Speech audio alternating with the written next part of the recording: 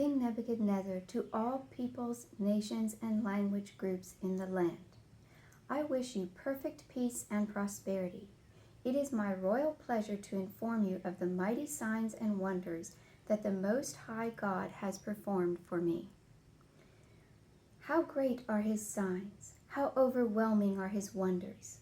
His kingdom will last forever, and his dominion endures from one generation to the next. I, Nebuchadnezzar, was content and at peace in my house, thoroughly enjoying a life of luxury in my palace. One night I had a terrifying dream. While I was lying on my bed, frightening visions passed through my head, and I was tormented by what I saw. So I decreed that all the sages of Babylon must come and explain to me what my dream meant. Magicians, enchanters, wizards, and wise men came, and I explained my dream to them, but they were unable to interpret it for me. Finally, Daniel came before me. I had renamed him Belteshazzar, after my own god.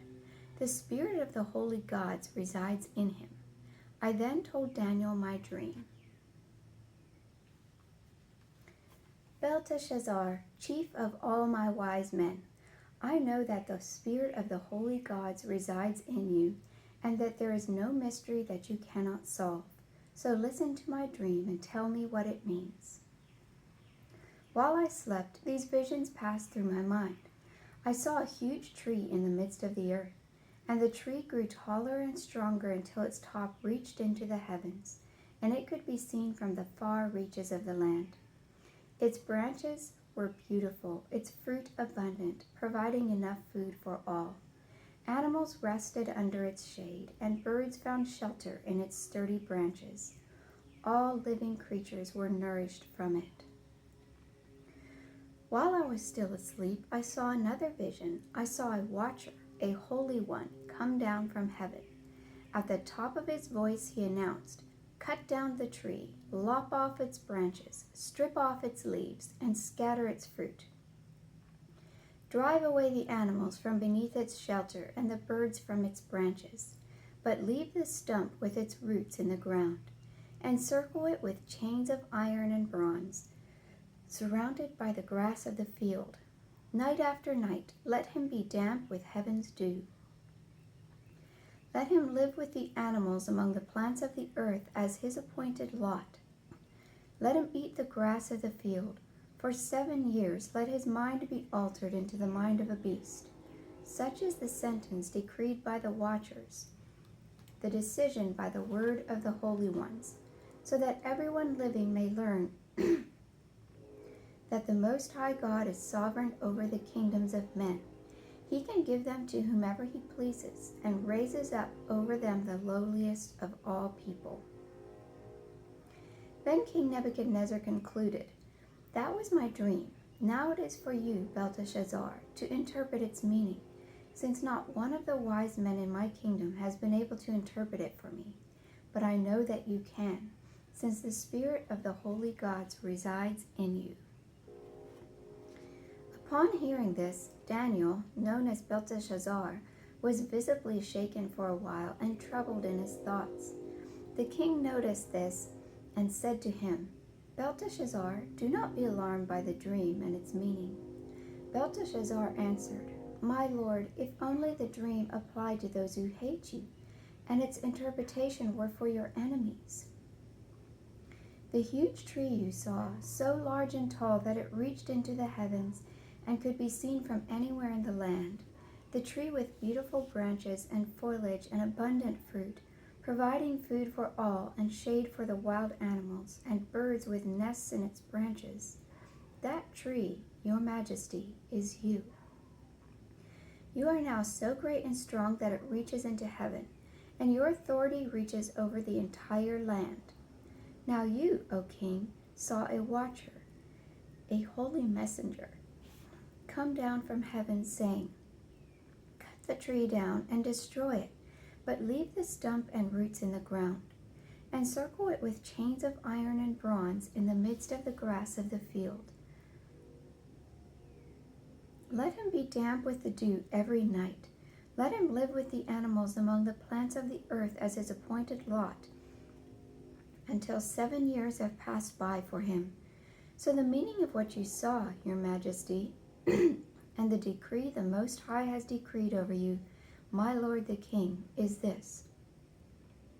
You will be driven far from human society and will make your home with the wild beasts for 7 years. Like cattle, you will eat grass, and you will be damp with the dew of heaven, until you have learned that the Most High is sovereign over the kingdoms of men, and can give them to whomever he pleases. And the watcher's order, leave the stump with its roots in the ground, means this: God will restore your kingdom to you once you come to your senses and understand that heaven rules over all.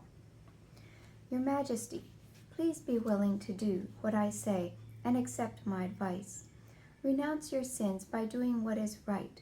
Turn from your wickedness by showing mercy to the poor and unfortunate, and perhaps your prosperity will continue. All that was predicted happened to King Nebuchadnezzar. A year later, while strolling on the roof of his royal palace in Babylon, the king began to boast. Look at you. Is not this Babylon the Great? By my brilliant wisdom, I built all this as my royal residence, to display the glory of my majesty.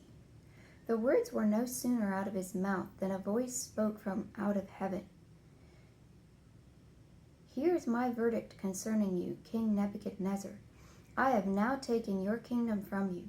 You will be driven far from human society for 7 years. It was no sooner said than done. Nebuchadnezzar was forced to live like a wild animal and was driven far from human society, and ate grass as cattle do. Night after night he was damp with the dew of heaven. His hair grew remarkably long like eagle's feathers, and his nails became like a bird's talons.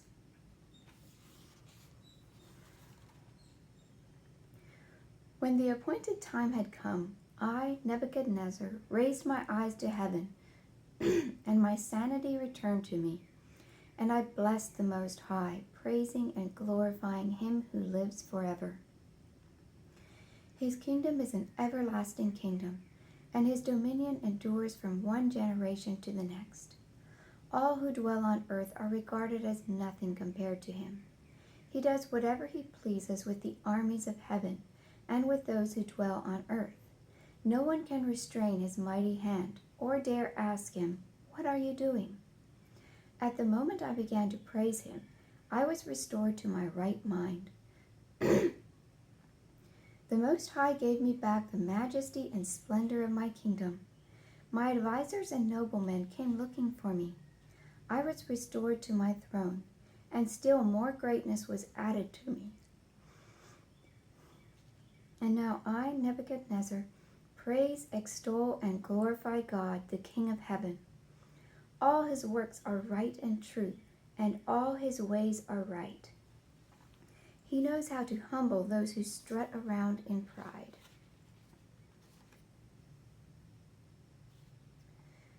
When Belshazzar the king was king, he invited 1,000 of his nobles to a state banquet, where the wine flowed freely among all his guests. While Belshazzar was drinking his wine, he gave orders to bring in the gold and silver vessels that his predecessor Nebuchadnezzar had taken from the temple of Jerusalem. He was wanting to drink from them along with all his guests, his nobles, his wives, and his concubines. So they brought in the sacred gold vessels that were seized from the house of God in Jerusalem, and the king, his nobles, his wives, and his concubines all drank from them. As they all drank their wine, they praised their man-made gods of gold and silver, bronze and iron, wood and stone.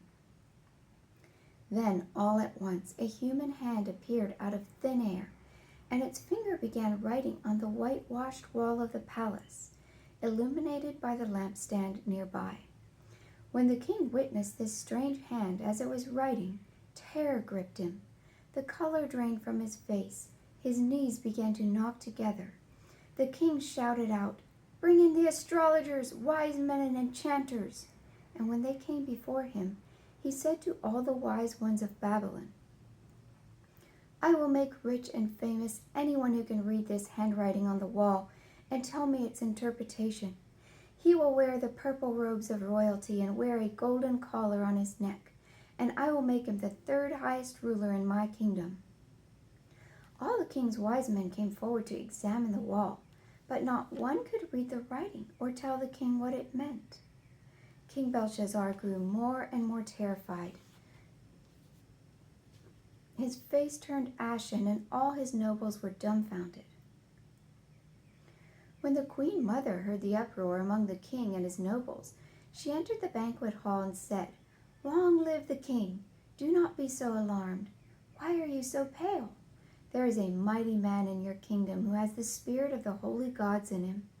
During your predecessor's reign, he was found to have light, brilliant insight, and godlike wisdom. It was, in fact, your predecessor, King Nebuchadnezzar, who made him chief of the wise men, enchanters, astrologers, and diviners. This man, Daniel, whom the king named Belteshazzar, has an extraordinary spirit and is full of revelation and understanding. He possesses a rare ability to interpret dreams, unravel mysteries, and find solutions to impossible problems. So send for Daniel, and he will reveal to you what this handwriting means. Then Daniel was brought into the presence of King Belshazzar, and the king asked him, So you are the Daniel of the Jewish exiles my predecessor brought here from Judah? I have heard so much about you. I have been told that you have the Spirit of God and that you possess divine illumination. Now, I have already brought in my wise men and astrologers before me, that they might read this inscription and give me its interpretation, but they were unable to show me what the words mean. However, I have heard that you are able to interpret dreams, and that you have solutions for impossible problems. Then Daniel answered the king, You may keep your rewards and give your gifts to someone else. But I will clear up for you the mystery of this handwriting on the wall. As for you, O king, the Most High God gave your predecessor Nebuchadnezzar kingship, greatness, honor, and majesty. God made him so great that people everywhere trembled with fear and dread of him. He killed or spared whomever he pleased, and he exalted or humbled whomever he wished. But when his heart was inflated with pride, and his spirit hardened into stubbornness, God deposed him from his royal throne and stripped him of his glory. He was driven away from civilization, for his mind became like that of a beast. His body was bathed with the dew of heaven until he finally acknowledged that the Most High God has dominion over the kingdoms of men and sets over them anyone he wishes. Yet you, his successor, Belshazzar, you have not humbled your heart, even though you knew all this. Instead, you lifted yourself up above the sovereign Lord of the heavens, and you brought into your banquet hall the vessels of his temple, so that you and your nobles might drink wine from them. You lifted praises to your gods of gold and silver, of bronze and iron, of wood and stone, who do not see or hear or know anything. But the God who controls your very life breath and every move you make, you did not glorify. This is why God sent the hand that wrote the inscription upon the wall. The words inscribed are Mene, Mene, Tekel, Parsin, and here is what they mean. Mene, God has numbered the days of your reign and brought it to an end. Tekel, God has weighed you in the balance and you have been found lacking. Perez, God has divided up your kingdom and given it to the Medes and the Persians. Immediately Belshazzar ordered Daniel to be clothed in a royal purple robe, to have a golden collar placed around his neck, and to be proclaimed the third highest ruler in the kingdom. So that very night the Babylonian king, Belshazzar, was killed. So Darius the Mede received the kingdom when he was 62 years old.